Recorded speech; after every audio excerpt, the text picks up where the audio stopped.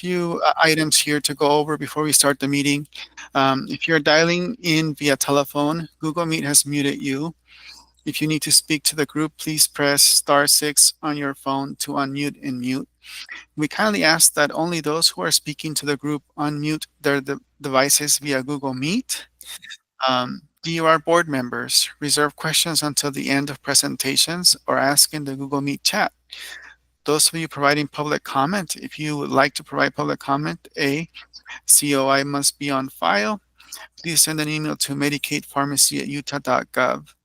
Attendees that are not members of the DUR board, please enter your contact information in the Google Meet chat or send an email to medicatepharmacy@utah.gov. Please use the chat on the right if needed, and please provide normative feedback after the meeting to help us improve our process moving forward. And with that, I'm going to start the recording. And I want to welcome back Dr. Sharon Weinstein, who is our DUR board chair. She was out for 2 months, a break as required by the DUR bylaws, but now she is back, and thank you for being here today. And now I turn the time over to her. Thank you so much, and welcome everyone. I'll call the meeting to order. Our first order of business, if there are some introductions, Dr. Marino, that you would like to make.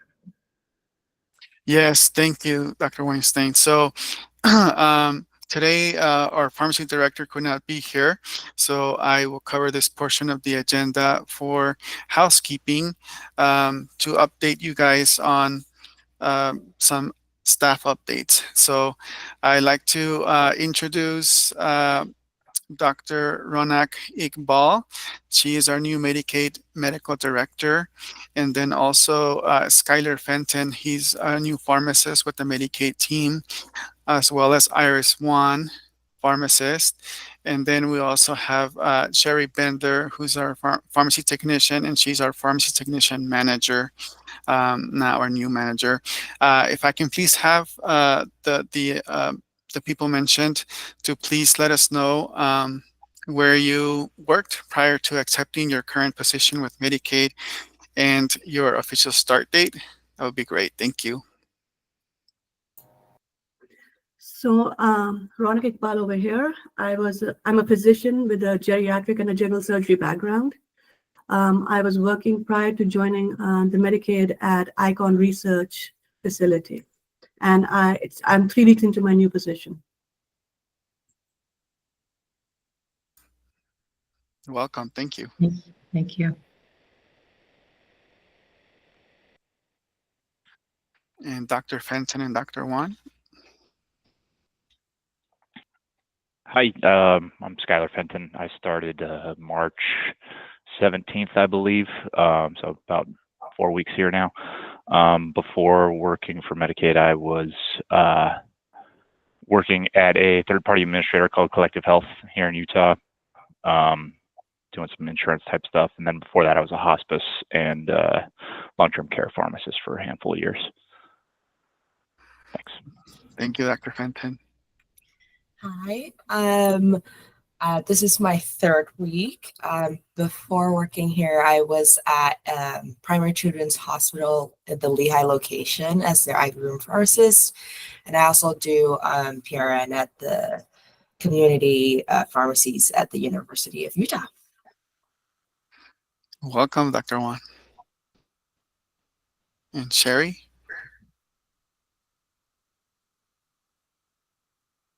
I don't think Sherry's on. Oh, thank you. Thank you, Noon.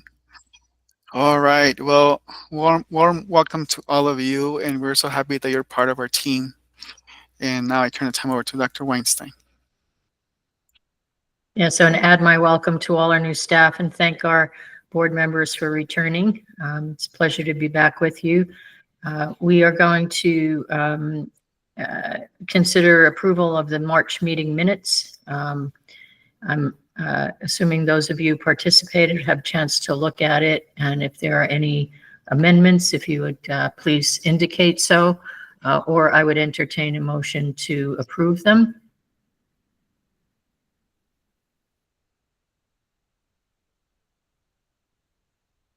Any revisions to the March meeting minutes for those of you who were participants? Move to approve. Do we have a second? I'll second that. Thank you both. All in favor? Say aye or raise your hand. Aye. Any opposed?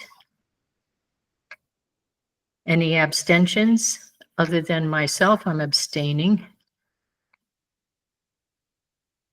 Okay, thank you. We have a very busy agenda. And so I think we'll move right along to the review of these medications for cystic fibrosis. I think, Dr. Heath, the floor is yours.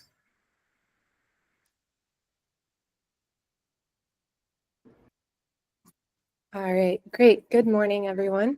Hopefully you can see those slides. Please let me know if not.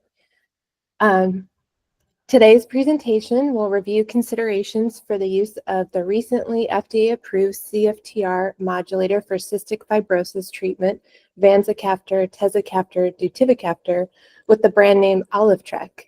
I will provide some information about the other FDA-approved CFTR modulators as well. And throughout this presentation, I'll primarily use the brand names for the CFTR modulators for clarity. Cystic fibrosis is a chronic, progressive, rare disorder caused by dysfunction of the cystic fibrosis transmembrane conductance regulator, abbreviated CFTR gene, that encodes the CFTR protein. The CFTR protein is an anion channel located on epithelial cell surfaces that helps regulate the water electrolyte balance in many organ systems. CF affects more than 40,000 Americans. Disease characteristics are heterogeneous, but typically involve impairment to multiple organ systems, including the airways, pancreas, liver, intestines, and reproductive tract. Pulmonary failure is the leading cause of CF-related death. 2 copies of CF-causing CFTR gene mutations, which I'll refer to as variants, on different chromosomes are needed to cause CF. There are thousands of known variants, but the F508del variant is the most common by a large margin. In the US, approximately 85% of persons with CF have at least 1 copy of F508del, and about 44% are homozygous for F508del. Broadly, CFTR dysfunction is attributed to issues with the CFTR protein reaching the cell surface and/or defects in the protein's function at the cell surface. CFTR modulators are the first class of CF medications that target the underlying cause of CF. While not curative, the currently approved CFTR modulators have greatly improved the prognosis for many people with CF. Although the specific effects may vary by CFTR modulator, they generally offer benefits that can include, but are not limited to, improved respiratory function, reduced pulmonary exacerbations, increased body weight, and increased quality of life. Treatment with highly effective CFTR modulator therapy is associated with improved survival compared to historical untreated cohorts and improved life expectancy. There are 5 FDA-approved CFTR modulators available as oral, single-ingredient, or fixed-dose combination products. Each active ingredient is principally either a CFTR corrector that improves the folding, processing, and/or trafficking of CFTR proteins to the cell surface, or a CFTR potentiator that helps the CFTR protein channels stay open. The single-ingredient product is ivacaftor with brand name Kalydeco. Dual ingredient products are tezacaftor ivacaftor, brand name Symdeko, and lumacaftor ivacaftor, brand name Orkambi. In addition to Alyftrek, the other approved triple ingredient product is elexacaftor tezacaftor ivacaftor, brand name Trikafta. Alyftrek is the most recently approved CFTR modulator. Both the triple ingredient products contain 2 different correctors that bind to different locations of the CFTR protein, increasing CFTR function compared to a single corrector. Both Trikafta and Alyftrek contain tezacaftor, but Trikafta additionally contains elexacaftor and ivacaftor, whereas Alyftrek contains vanzacaftor and deutivicaftor. Butivicaptor is a deuterated form of ivacaftor with a pharmacokinetic profile that facilitates once daily dosing instead of the twice daily dosing required with ivacaftor. FDA-approved indications of CFTR modulators are based on the patient's CFTR genotype or variant type and age. Alyftrek is approved to treat CF in persons at least 6 years old who have at least one copy of the F508del variant or another responsive CFTR variant. Currently, this includes 302 unique sensitive variants. Responsiveness to Alyftrek is based on clinical trial evidence as well as extrapolated and/or in vitro cell-based assay evidence. Confirmation of a responsive genotype with an FDA-cleared CF mutation test is recommended before using Alyftrek in persons with an unknown genotype. The recommended daily dose of Alyftrek depends on the patient's age, weight, and concomitant use of moderate or strong cytochrome P450 inhibitors. It is typically administered once daily and should be given with fat-containing food. The FDA-indicated CFTR variants or genotypes and minimum indicated age for CFTR modulators are shown here. With respect to the required CFTR variants, all CFTR modulators except for Orkambi are indicated for patients with at least one copy of a responsive gene. However, for Symdeko, patients with one copy of F508del must have a second gene variant amenable to treatment, which is more restrictive than Alyftrek and Trikafta that only require one copy of F508del. Orkambi is indicated only for a single genotype, F508del homozygotes. Currently, all CFTR variants eligible for treatment with another CFTR modulator are amenable to treatment with Alyftrek. With respect to the indicated age, Kalydeco has the youngest of at least 1 month. Orkambi is indicated for people at least 1 year old. Trikafta for people at least 2 years old, and both Alyftrek and Symdeko are indicated for patients aged 6 years or older. Unless dosage adjustments are required, Alyftrek is the only CFTR modulator that is given once daily, while other CFTR modulators are administered twice daily. So in summary, Alyftrek is indicated for the most CFTR variants, including 31 more variants than the CFTR modulator approved for the next highest number, Trikafta. It has the oldest minimum indicated age, and it is the only CFTR modulator dosed once daily with standard use. All CFTR modulators are orally administered products available as tablets. Trikafta, Orkambi, and Kalydeco are also available as oral granules, unlike Alyftrek. FDA approval of Alyftrek was driven by the comparative efficacy of Alyftrek to the standard of care CFTR modulator Trikafta and 2 pivotal phase 3 double-blinded randomized non-inferiority trials called Skyline 102 and Skyline 103. Both randomized controlled trials, abbreviated RCTs, included a run-in treatment period in which all participants received Trikafta to establish an on-treatment baseline. Baseline response assessments were collected at or near the completion of the run-in period. Enrolled participants who tolerated Trikafta during the run-in period were randomized to Trikafta or Alyftrek at the FDA-approved dosages for 52 weeks, and patients were allowed to continue other non-CFTR modulator CF medications at a stable dosage during the trial. The participants included in both trials were 12 years of age or older with confirmed stable CF, with or without prior CFTR modulator therapy. The allowed CFTR genotypes differed between the trials, as I'll go over on the next slide. Participants also had a percentage of predicted forced expiratory volume in 1 second, abbreviated ppFEV1, between 40% and 90% or 80% if the person had not previously received a CFTR modulator. People were excluded for various reasons, including but not limited to moderate to severe hepatic impairment, prior transplant, acute illnesses, or prior Trikafta intolerability. The Skyline 102 trial only enrolled F508del heterozygotes with a minimal function CFTR variant, which generally are variants that are not predicted to respond to the CFTR modulators. The Skyline 103 trial enrolled F508del homozygotes, as well as F508del heterozygotes with residual function or gating CFTR variants. Residual function variants typically retain more functions the unimpaired wild-type CFTR protein, and gating variants are those in which the CFTR ion channel is not opening properly. Participants without a F508del variant who had at least one CFTR variant predicted to respond to Trikafta were also enrolled in the Skyline 103 trial. Baseline characteristics of participants randomized to Alyftrek or Trikafta in the Skyline trials were well balanced. Most participants in each trial were adults with median ages around 30 to 33 years old. The mean baseline pulmonary function assessed by ppFEV1 was around 67% in each treatment group. The percentage of participants who had previously been treated with a CFTR modulator was 85% or higher in each treatment group, with Trikafta being the most common prior CFTR modulator received.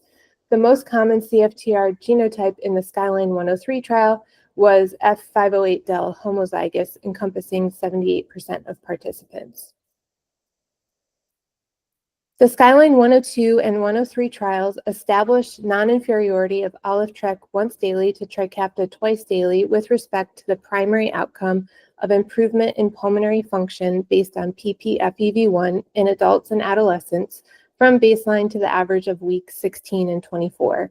In both trials, Alyftrek and Trikafta treatment led to similar improvements in ppFEV1 from the Trikafta pre-treated baseline to the average of weeks 16 and 24 of treatment. Alyftrek was superior to Trikafta for the key secondary efficacy outcome of change in sweat chloride concentration from baseline to the average of weeks 16 and 24 in both trials.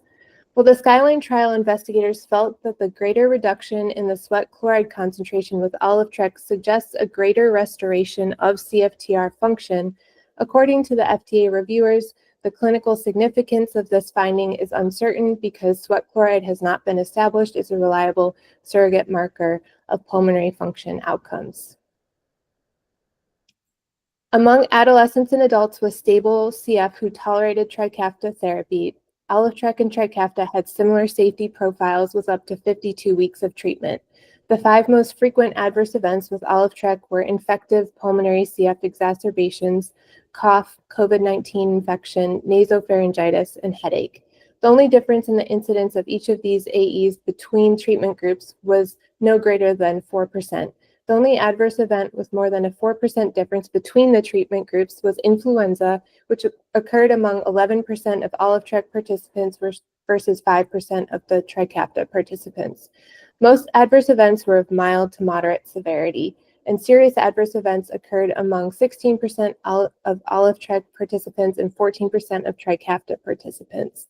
The overall incidence of trial discontinuations due to adverse events was similar between treatment groups, and trial discontinuations due to elevated transaminases occurred in 1.5% of Alyftrek participants versus 0.6% of Trikafta participants.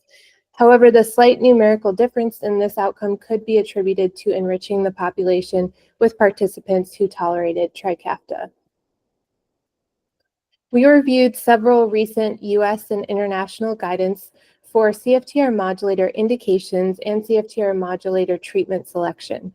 We primarily focused on expert consensus recommendations from the Canadian Healthcare Advisory Council, European Cystic Fibrosis Society, abbreviated ECFS, and Cystic Fibrosis Australia, published in 2023 or 2024.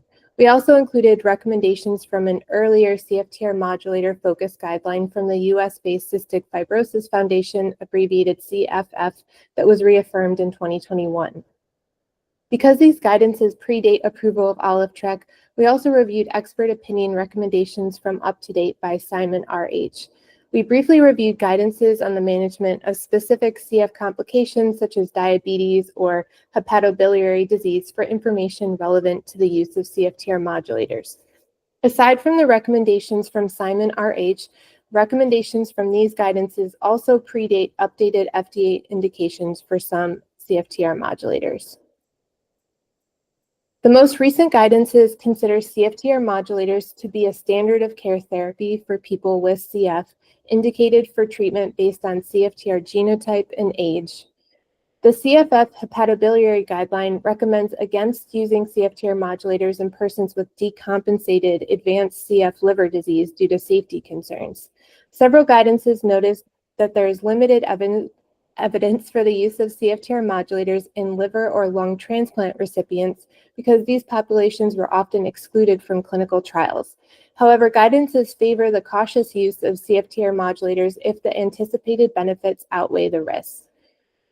Guidances tend to encourage offering CFTR modulator therapy starting at the youngest age that a patient is eligible for a CFTR modulator based on approved indications.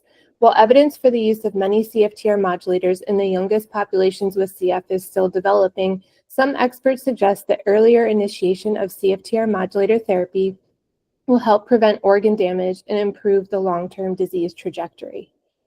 Unlike other guidances, the older CFF guideline that only addressed Kalydeco or Orkambi treatment made recommendations according to lung function in the setting of the R117H CFTR variant.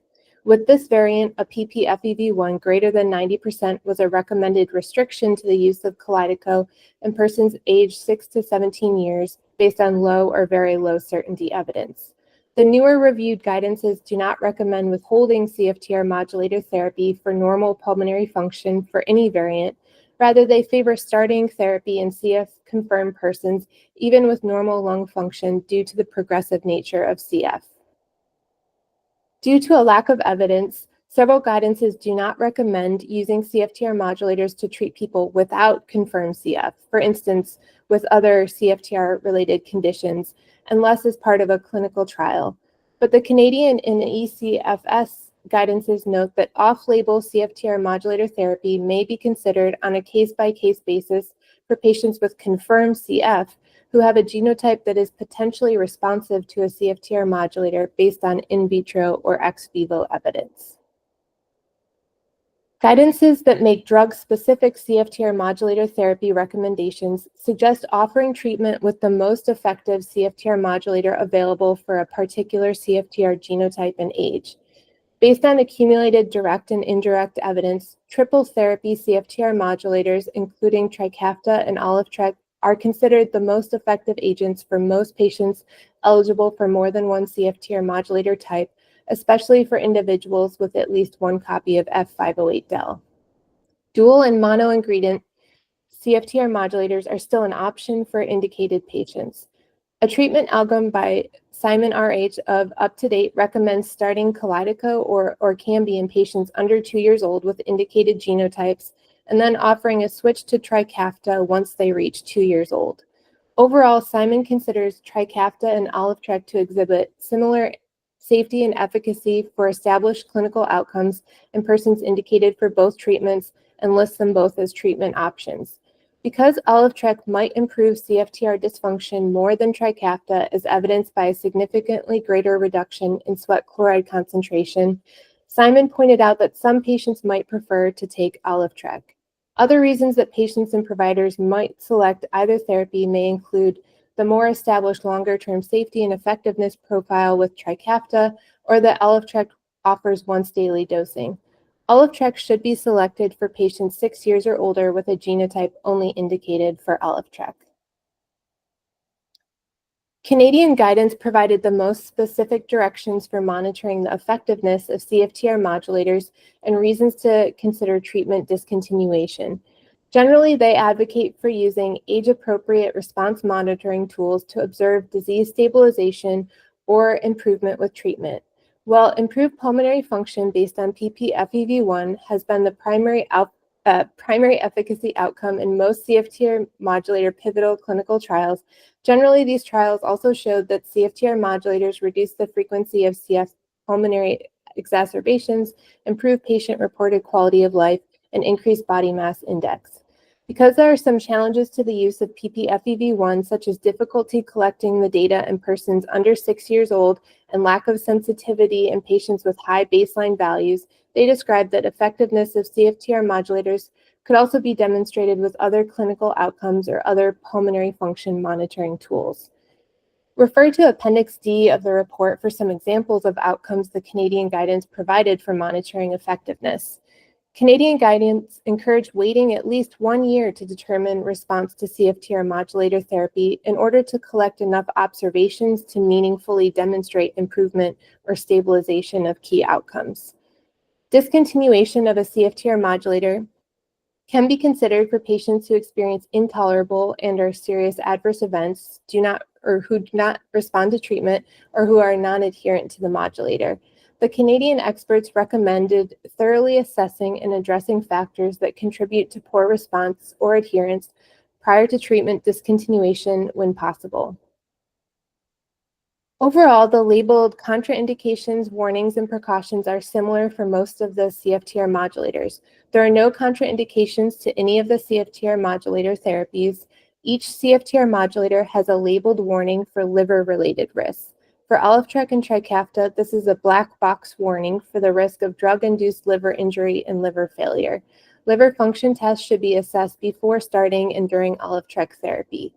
Other warnings shared by each CFTR modulator include the risk of hypersensitivity reactions, reduced effectiveness of the CFTR modulator with CYP3A inducers, and the risk of cataracts in pediatric patients related to the ivacaftor component.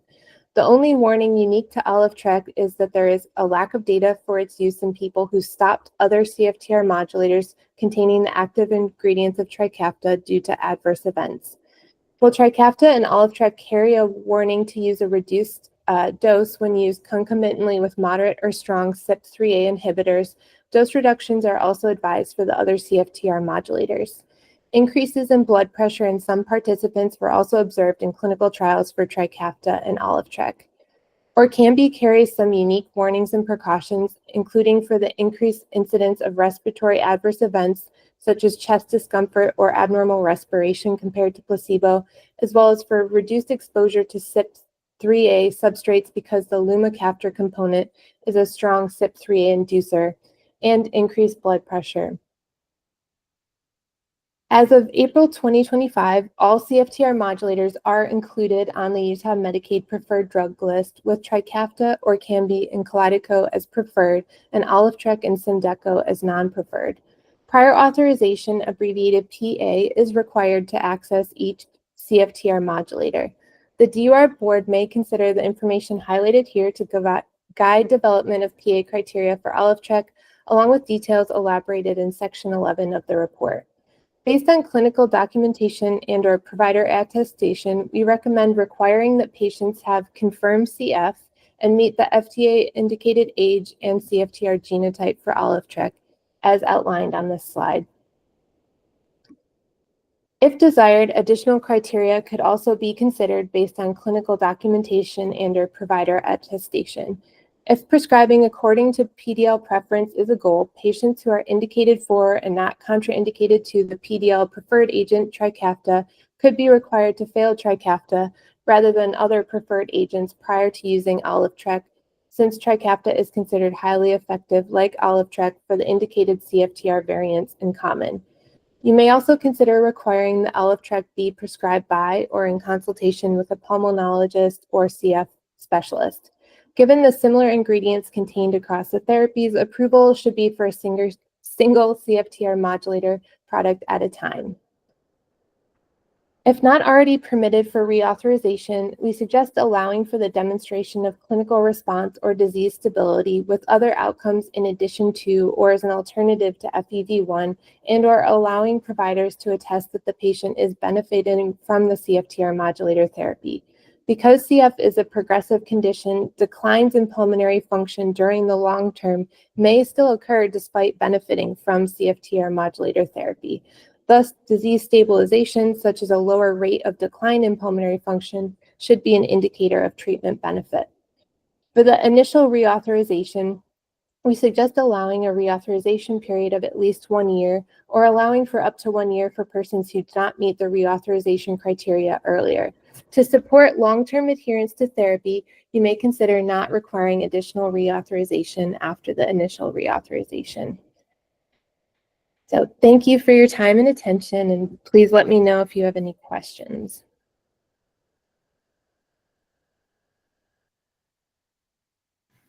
Sorry, getting my mic on. Thank you, Dr. Heath. Are there any questions?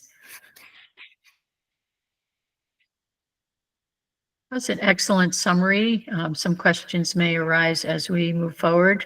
And I'll use a little technical help from staff if I'm missing a hand up or anything, please. I think we will move to our public comments, please. And we have a timekeeper for our 3-minute limits on the public comments.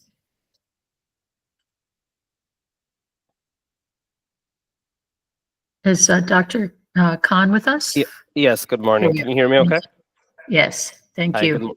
good morning, respected board. Thank you so much for the opportunity. That was an amazing, very comprehensive overview. So you've made my job a lot easier. I'll just use my time a little bit to kind of reiterate a few points and perhaps an ask of the board here. Again, thank you for the opportunity to provide testimony on Ilyftrek. By introduction, my name is Taha Khan. I'm a pharmacist by training, sit on the Health Economics Outcomes Research team here at Vertex. A couple of things that we heard, and I just wanted to kind of bring light to those again. You know, cystic fibrosis has long been perceived as primarily a respiratory disease. As you heard earlier, chronic lung disease with progressive decline in lung function continues to be and has been a major cause of death in people with cystic fibrosis. But we also know that cystic fibrosis is a multi-organ disease associated with substantial healthcare resource utilization, frequent pulmonary exacerbations, and hospitalizations.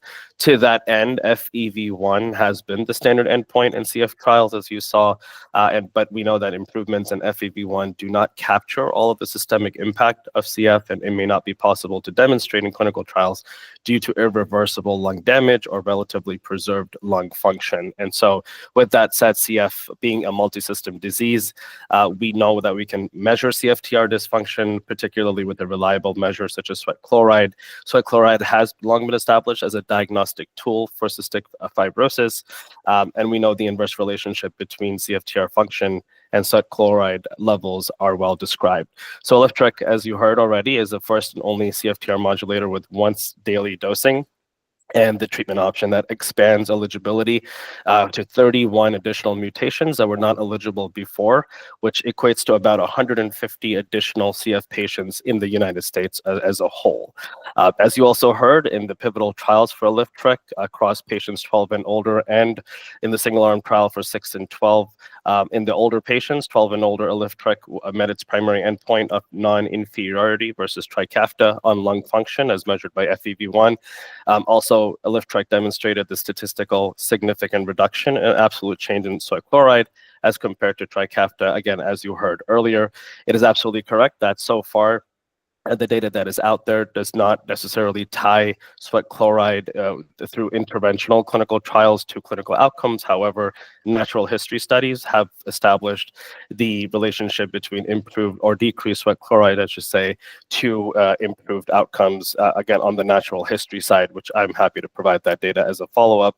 And we saw that trend across both the older patients 12 and older, as well as in the single arm study, which was 6 years to 12 years old of patients. So with the breadth of data that we are here with at the table, we do kindly request the committee to consider moving Ilyftrek from non-preferred to preferred status to provide options and optimal access to cystic fibrosis patients. Thank you, Thank Dr. you very Khan. much. Thank you very much. Happy to take any questions. Are there any questions for Dr. Khan? If not, we'll, I think, move to, do we have some testimonials in the public comment next? Yes. Yes. Oh, go ahead. That's Yes. me. Can I go Please, next? Ellen. Thank you. Yeah. Okay, great. I'm glad that you have us time. So thank you, Dr. Heath, for that comprehensive analysis. You just walked us through CF in a really short span. So I appreciate that. Thank you so much for having me. My name is Stacey Allen. I live in Harriman with my husband and 2 boys. And my youngest son, who is 11 years old, Evan, has cystic fibrosis. For some context, Evan was born pre-modulators. Life expectancy at his diagnosis was 33. When he was 2.5, we were actually able to get him on a trial for the first modulator therapy. And those first 2.5 years, though short in context, I can tell you were really, really rough. Evan had multiple hospitalizations, sinus surgeries. We fought daily to get enough calories in him and to maintain his weight, and much, much more. But I'm here today to tell you that modulator therapy has been absolutely transformative for my son and so many people with CF. From a cellular level. To put it into perspective, his sweat chloride level went from 110 at diagnosis to 12 on modulator therapy. To give you an idea, the threshold is 60 for CF. So cellularly, his body is producing enough of that CFTR modulator to recognize that he does not have CF. Obviously, he still does, but that's quite amazing. Let's see. Sorry, I wrote down some thoughts here. His PFTs have remained high. His X-rays read normal lungs, not just normal for CF lungs. We've seen an increase in pancreatic function, an organ that was dead, essentially, at diagnosis. He's had 0 hospitalizations and 0 emergency room visits since starting CF modulator therapy. Doctor's visits consist of quarterly CF check-ins and our annual visit with our PFT or with our PFP. That's it. And then last month, his BMI was actually 80th percentile. So to give you an idea, we went from this close to sticking a G-tube in the kid to discussing cutting back calories. From a quality of life perspective, modulator therapy has given us a life that we never even dreamed to dream with our son. He's a multi-sport athlete. He's thriving in school and able to do anything and everything that he wants to. So it's been a true gift for our family. It's in my opinion, one of the greatest stories in medicine. Why is it important to approve a LiftTrek? I want to make sure to go back to say that a LiftTrek qualifies for 31 additional mutations. I don't know what that percentage equates to people, but even if it's just one, you're giving them a gift and a miracle. So please, please, please consider approving a LiftTrek. I also think it's important that we have options. These modulator therapies are not without side effects. I can tell you that. So it is important that we have options for patients and families to figure out what's going to work best for their child or their patient. Thank you so much. Thank you for taking the time. We really appreciate that perspective. Do we have another testimonial? Yeah, hi, my name's Amy Baugh. I'm also a parent. I have 2 adults that have cystic fibrosis, and I hope you heard the emphasis on the word adults, because there was a time that I didn't know if I was going to be able to call my CF kids adults. There were many, many years there that I didn't know if they would be adults, but they are adults all because of these CFTR modulators. You know, and bonus, they're just not living at an adult age, but they're really adulting. They're both productive, contributing members of their society. They pay their taxes. They pay into the system, right? All because of these CFTR adult modulator drugs. My oldest son graduated university. He's been holding a full-time job at Goldman Sachs for 2.5 years. So all he pretty much does is work, but he's able to enjoy a vacation here and there and volunteer in the community every once in a while. My younger adult, Marin, she's in school at the University of British Columbia, currently a senior. Along with school, she's active in her sorority. She volunteers at BC Children's Hospital, which is just so special to me that she's able to give back. And she's working towards her goal of becoming a child life specialist, which is just astounding because she's had so much experience with those child life specialists.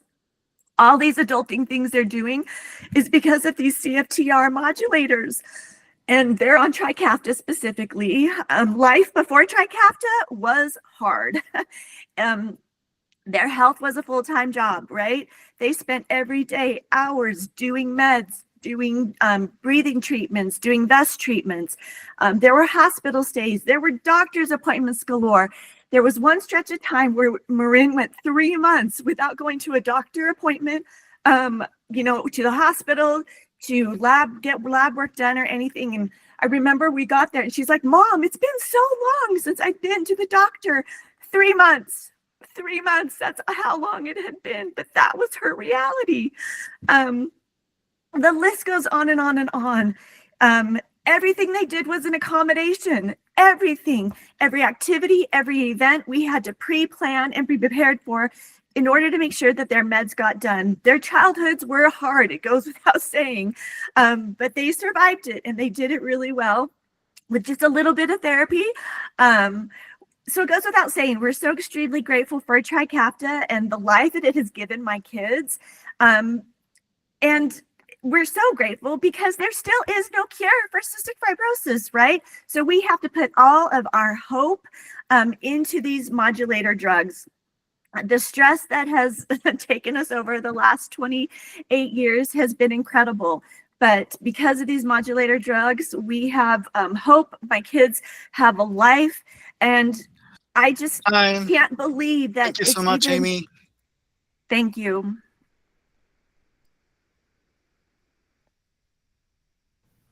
Thank you for sharing that family perspective as well. And do we have another testimonial, or are we hearing from the Cystic Fibrosis Research Institute representatives? I wasn't sure. Yeah, I'm not sure if Kathy is here, but Siri, if Kathy isn't here, then you can go ahead. Oh, well, this is an unexpected honor. Let me turn on my camera, though. I don't know that I'm camera ready, but we'll just go with this. Thank you so much for filling in. Let's see. Is my camera still off? I can't tell. Oh, there I am. Okay. Good morning, and thank you so much. I did not know that I would have this opportunity, but I thank you. I am Siri Vaith, Executive Director of the Cystic Fibrosis Research Institute. We are an organization that funds research and provides educational and psychosocial support programs to the national CF community, but including many in Utah. And Amy, it's so good to see you. And thank you for your words. I am also a mother of an adult daughter who lives with cystic fibrosis. And when she was initially diagnosed in 1995, she was my N of 1, and I was told she would be really lucky. There had been so many advances. She could make it to her mid-20s. And I was older than that when I had my daughter. And, you know, that was unacceptable to me. And it was, as Amy stressed, as Stacy has talked about, an extremely challenging life with cystic fibrosis. And this is beyond my daughter, to the many, many thousands of people I've known over 30 years with CF, very physically challenging. The burden of care, and this is what I really want to stress, because my daughter's benefiting from Trikafta, but for those people who are not eligible for modulators currently, the burden of care is so extreme. It can take, at a minimum, my daughter on a good year before Trikafta would spend 1,000 hours a year doing respiratory therapy. And if you know, a full-time job is 2,080 hours, 1,040 is a part-time job, literally just to stave the progression of the disease. People who are unable to use modulators currently are still needing to do that. Multiple hospitalizations, high burden emotionally for people in the family system, and of course financially, very, very, very difficult. Trikafta has been, I mean, all modulators, but really Trikafta has been the watershed in our community. We offer support groups every month. We have a large one for adults with CF. We literally had to split that group into two because the issue of those who could use modulators and those who could not was so dramatic. The people who are in life, you know, like Amy's kids, like my daughter, reaching adulthood, working, and those who are still seeing the progression and actually dreading either respiratory failure or a transplant. So we now literally have the two groups. And there are so many other issues with, you know, Trikafta positive things. And forgive me if this was cited. Lung transplants the year before Trikafta, there were 259 lung transplants for people with CF. In 2023, only 61 lung transplants. Conversely, pregnancies, 2018, 278 women had children. In 2023, 675, which speaks both to the physical ability to have kids and health, and also the optimism that people will survive to raise their children. I am here just speaking because I am so concerned for the people who are not eligible for Trikafta, but who will be eligible for a lift trek. This is an opportunity to survive. So I hope you will make access available and expand this lift trek to everybody. Thank you so much for this opportunity. Thank you for joining spontaneously. We appreciate that perspective, particularly on the population-based. Who do we have up next, Luis? Is it? It's Beth with Eli Lilly on Zepbound. Hi, good morning, everyone. Can you hear me okay? Okay, great. So I'll be providing testimony on Zepbound this morning, which is a different agent from this class. So we'll just shift gears a little bit. But good morning. My name is Beth Lebelzik. I'm a pharmacist and health outcomes liaison with Eli Lilly and Company. I am providing testimony on tirzepatide, which is brand name Zepbound today. Zepbound is a GIP and GLP-1 receptor agonist. On December 20th, the FDA approved Zepbound as the first and only prescription medicine for adults with moderate to severe obstructive sleep apnea and obesity. This marked the second indication for Zepbound, as its original indication is to reduce excess body weight and maintain weight reduction long-term in adults with obesity or adults with overweight in the presence of at least one weight-related comorbid condition.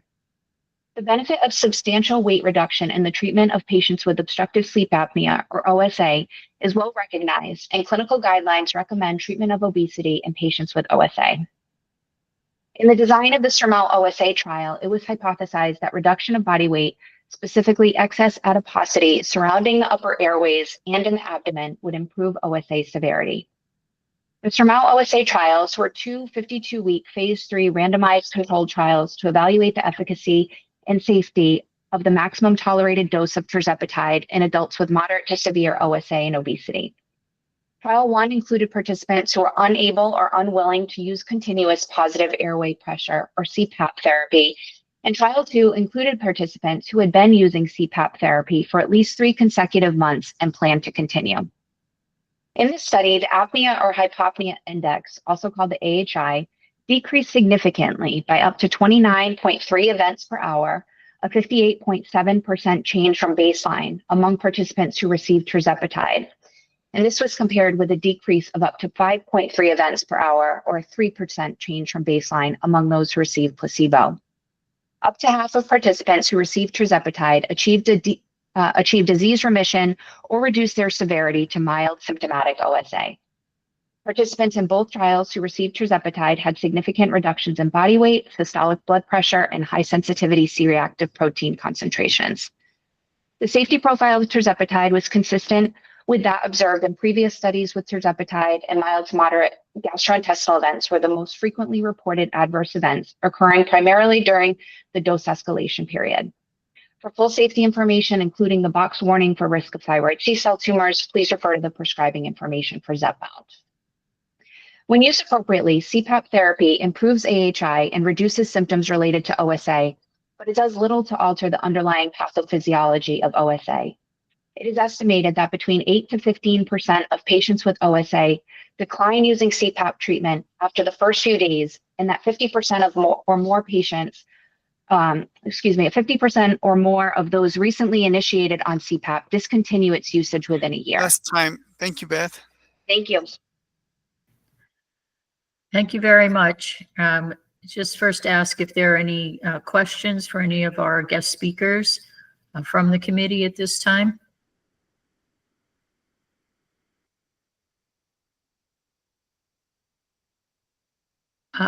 Dr. Britton? Yes, I did have a question back to the CFTR modulator therapies. I just wanted to make sure that what we are offering, and I'm a pediatric hospitalist, so it has been amazing that we no longer have a whole wing full of kids coming in for CF cleanouts, and our POEM team says that the rate of lung transplant has dropped even more in the last year or two. It just doesn't happen anymore. It's really been an amazing thing to have these kids have a much more closer to normal life, to have these therapies. I just want to make sure that what we are proposing in our recommendations for how will be our prior auths for CFTR modulators is looking like it's going to be optimal for the health of these families, these children and young adults and adults, older adults, right? I want to make sure that if there are any issues with what we're proposing, we're aware of that from these folks who are boots on the ground.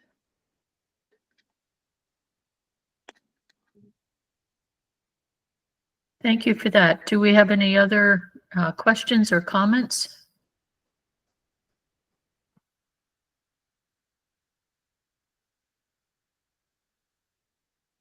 Okay, so I think we're on the consideration of the prior auths for these CFTR modulator therapies. And as Nona, were you going to make some comments for us?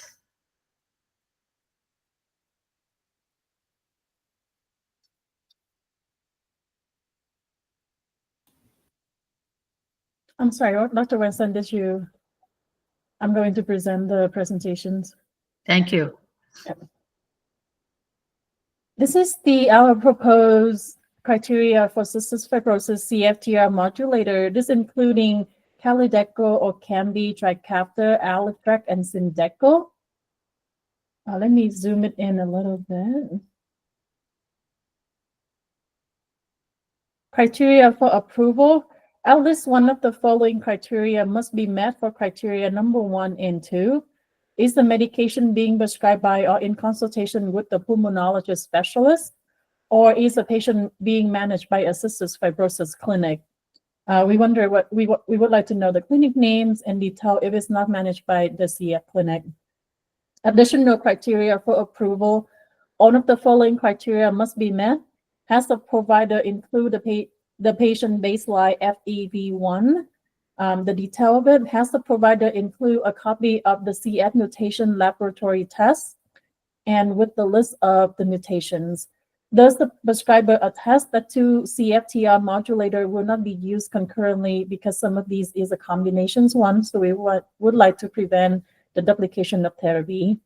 Does the provider attest that the baseline measurement will be performed prior to initiating therapy and monitored per FDA label, such as the LFT or the eye exam due to the warning? Alyftrek additional criteria. Is the patient at least 6 years of age per FDA label? Has the provider submitted lab resulting confirming at least one F50A del mutations or others responsive mutation in the cystic fibrosis transmembrane conductance regulator? Kalydeco additional criteria. Is a patient at least 1 month of age, or can be additional criteria. Is the patient at least 1 year of age? Has the provider submitted laboratory confirmed CF homozygous F50A del mutations of the CFTR gene? For Symdeko, additional criteria. Is the patient at least 6 years old? Has the provider submit laboratory confirmed CF homozygous F50A del mutations of the CFTR gene, or at least 1 mutation in the CFTR gene that is responsive to Symdeko? Trikafta additional criteria. Is the patient at least 2 years of age? Has the provider submitted confirmed CF and at least 1 F50A del mutation in the CFTR gene? For the non-refer product, it has to meet above criteria, and in addition of, has the patient try and fail a refer CFTR modulator per Utah Medicaid PDL, or has the prescriber demonstrate a medical necessity for the non-refer product? For the re-auth criteria, has the provider submit an updated letter of medical necessity or updated chart notes demonstrating a slowing of disease progression, improved FEV1, improved body mass index, stabilization of disease, or decrease in exacerbations from baseline? Has the provider including updated ALT, AST, bilirubin, and these parameters are within the range of continued therapy? The initial authorization will be up to 6 months, re-auth will be up to 1 year. We have some note as a warning following the FDA label. Co-administration of the CYP3A4 inducer is not recommended.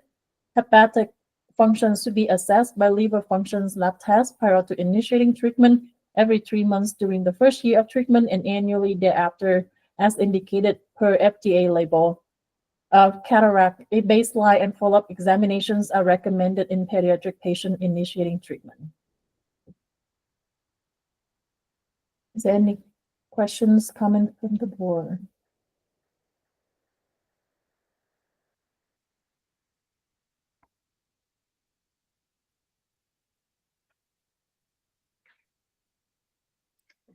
If there are none others, I did have just a couple of questions, and they're more administrative because this looks to me like separating out the agents with their specific requirements for initiating therapy, which is, I think, what we want.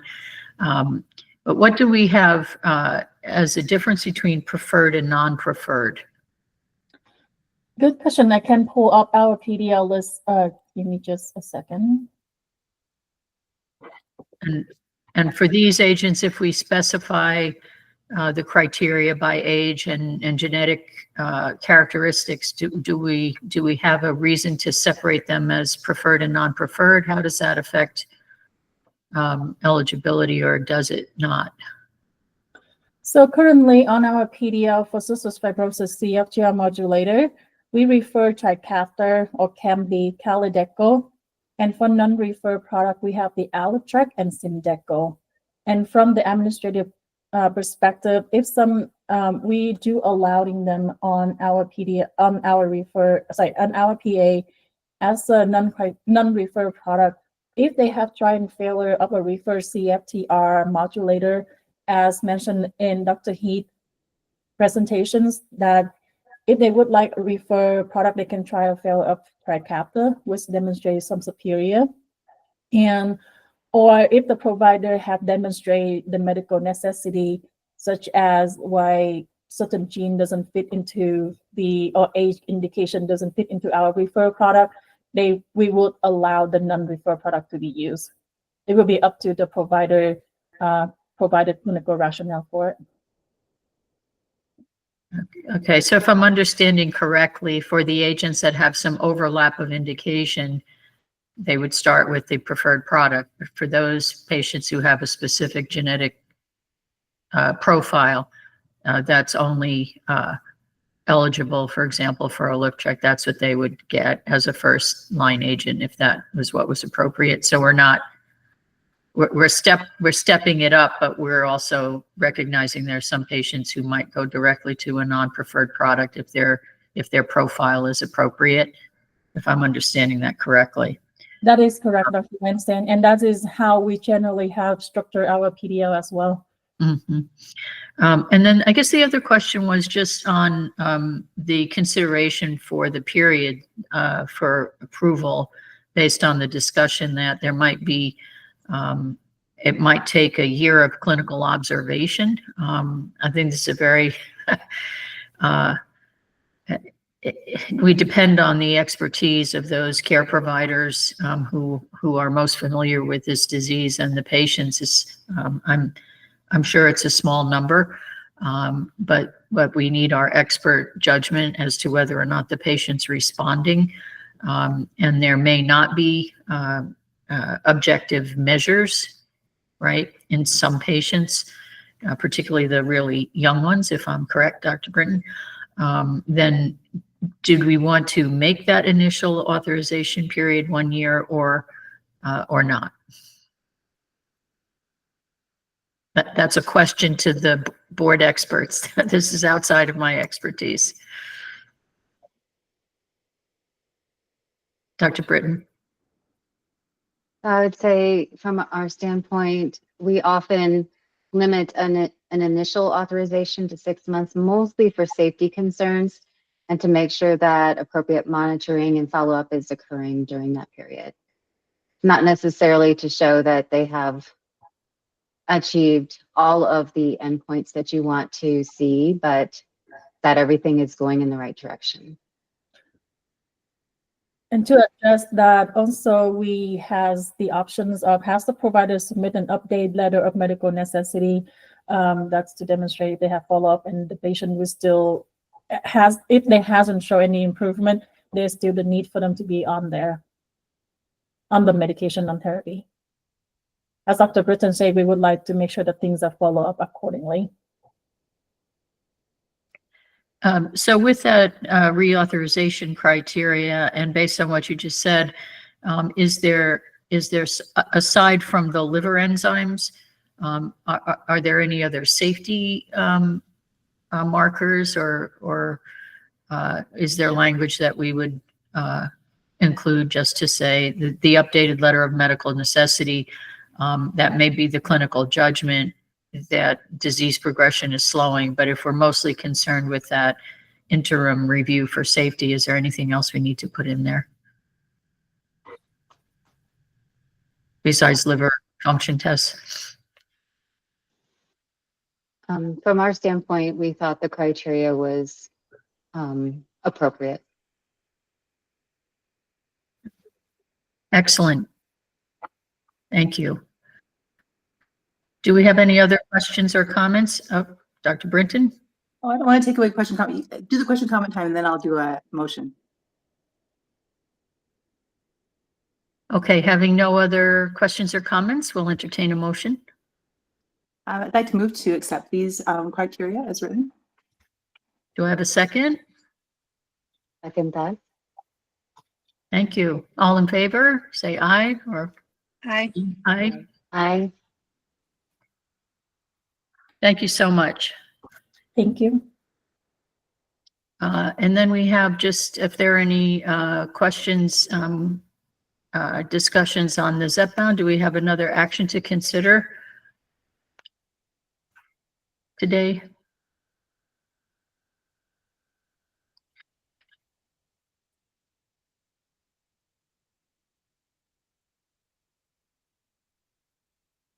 Yeah, this is our PA form. Do you guys hear me okay now? Yes, now we can. Thank you. Okay, perfect. Hi, my name is Ashley, and then I'll be presenting our Zepbound prior authorization criteria. This is specifically for obstructive sleep apnea. Okay. Okay. The first criteria is patient aged 18 years old or older. And is the medication being prescribed by or in consultation with neurologist, pulmonologist, otolaryngologist, or other sleep medicine specialist? Does the patient have a diagnosis of moderate to severe obstructive sleep apnea confirmed by an apnea-hypopnea index of 15 or higher as determined by an in-lab attended sleep study or polysomnography? And then here it goes, the baseline AIT score. And the patient have a body index of greater than or equal to 30 kilogram per meter square. And then they put baseline BMI and then baseline body weight. Has the patient been on a positive airway pressure for at least 6 months and will continue on PAP in combination with the tirzepatide? Does the provider attest that the patient has none of the following contraindications: a personal or family history of medullary thyroid carcinoma, a personal history of multiple endocrine neoplasia syndrome type 2? Has the provider verified that the patient does not have type 1 or type 2 diabetes? Will the patient continue on medically appropriate exercise program and an appropriate calorie restrict diet supervised by a registered dietitian? Does the provider attest that the patient is not taking another glucagon-like peptide 1 receptor agonist or gastric inhibitory peptide and GLP-1 receptor agonist medication? And for reauthorization criteria, has the patient experienced a decrease in AHI from baseline of at least 20% or change in OSA severity status to remission or mild non-symptomatic OSA defined by AHI less than 5 or AHI 5 to 14 and Epworth Sleepiness Scale equal or less than 10? Has the patient experienced this decrease in body weight from baseline of that at least 10%?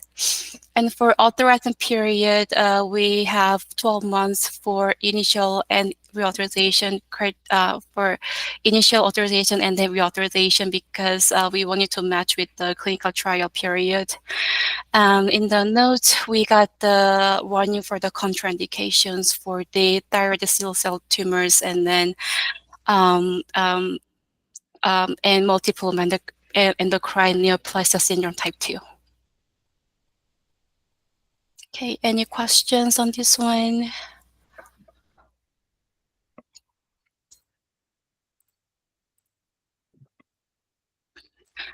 Yes, Dr. Smith? This is a comment just about kind of the substance of what's in here with respect to CPAP requirements. I'm just wondering if maybe, because not everybody can use CPAP effectively, if there could be an additional statement like unless contraindicated. That's a really great suggestion. Yeah, we will, definitely discuss as a team and consider to add it, to add the comments.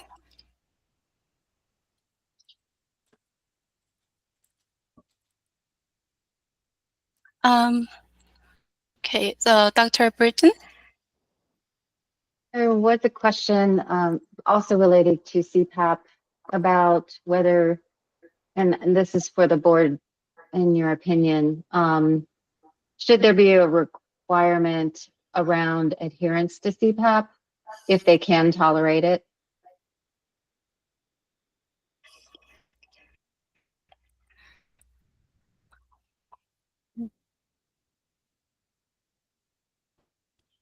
The ACOs did not make that recommendation, but we're just, I'm wondering if that would be prudent or not.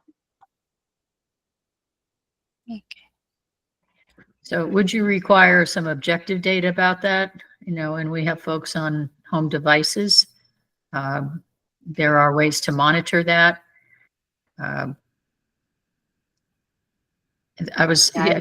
Could we go down to the pre-auth criteria re-auth criteria, because I think that would maybe be part of that. If we're going to say the patient is continuing on with certain healthcare practices, not only the consistent use of their CPAP, but also their exercise and dietary guidelines. Establishing treatment adherence is sometimes problematic with this kind of a situation. So I'm also interested, Dr. Britton, what the board thinks about how we can require those and document that patients are consistently engaging with those practices. If that's going to be a requirement, how do we demonstrate that? Yeah, I think that's a great suggestion to require the adherence to PAP and diet and exercise. Okay, yeah, we'll also discuss that. Dr. Smith again. Yeah, I kind of like the term reasonably adherent. That way there's some, in case there's some extenuating circumstances, but we're not trying to dictate how adherence is addressed, but at least it is addressed. Okay.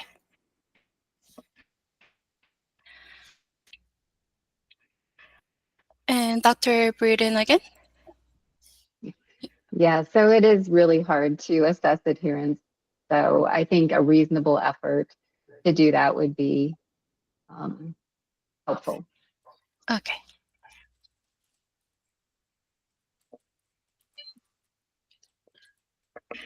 So we're asking that the way this number 8 is stated under the prior auth, just what we're showing at the top here on the screen.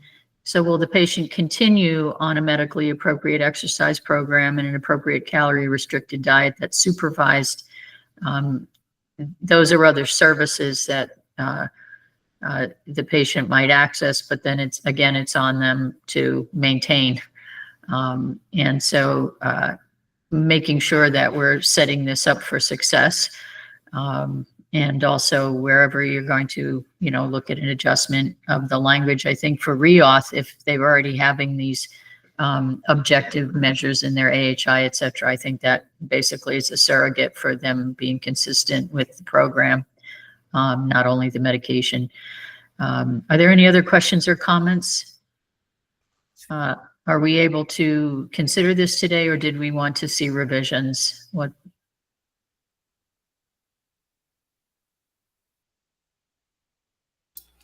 Dr. Smith?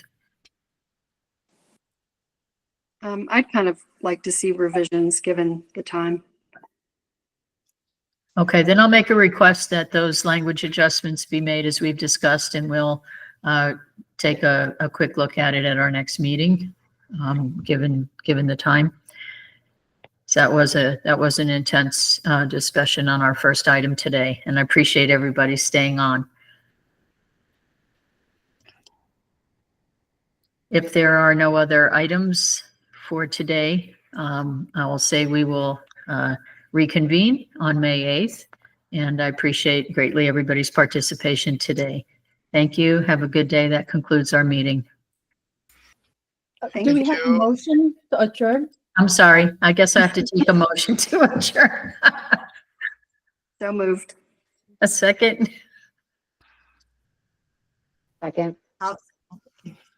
Thank you all. Thanks for your administrative support, especially today. Have a good one. Bye. Thank you.